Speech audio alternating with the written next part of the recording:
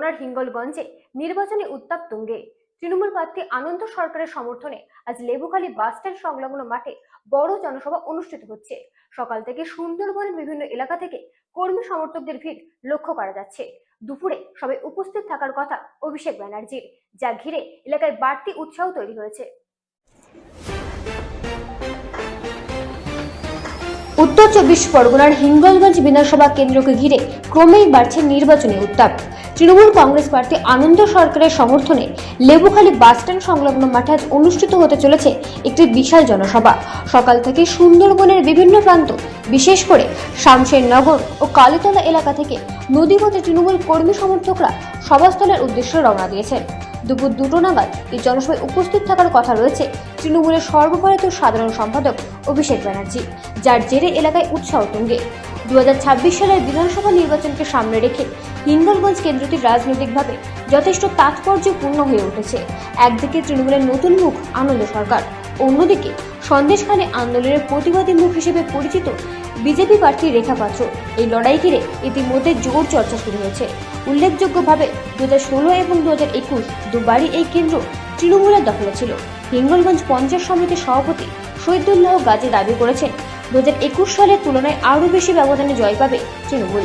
তার কথায় 2026-এও হিঙ্গলগঞ্জ বিধানসভা তৃণমূলের দখলেই থাকবে।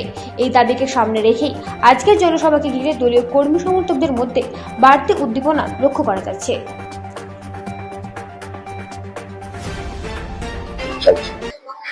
দেখুন, বার্তা একটাই, জননেত্রী মমতা বন্দ্যোপাধ্যায়, আমাদের আইকন যুবরাজ অভিষেক বন্দ্যোপাধ্যায় আজকে তার নেতৃত্বে আজকে এখানকার হিঙ্গলগঞ্জ বিধানসভা 126 এসছি আনন্দ সরকারের সমর্থনে আজকে আমাদের জনসভা।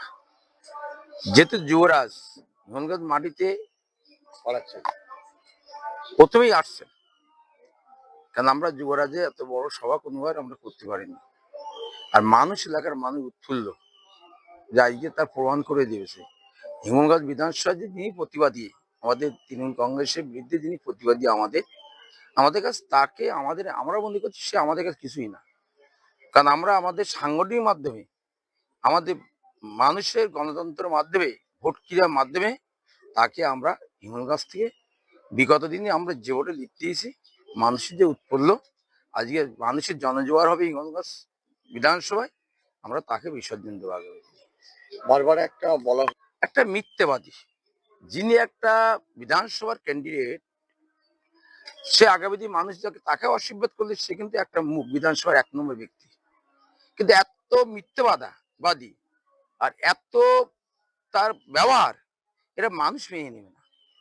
ও আমার বিরুদ্ধে একটা প্রমাণ করা যে শহীদুল্লাহ গাজী কোন বাড়িতে গিয়ে কাউকে, কোন দলীয় লোক, কোন সাধারণ মানুষকে কাকে বাধা দিয়েছি, কাকে আমি ভয়ভঙ্কি দিয়েছি, ও যদি প্রমাণ করাতে পারে কোনো একটা কর্মী নিয়ে যে আমি রাজনীতি ছেড়ে দেবো।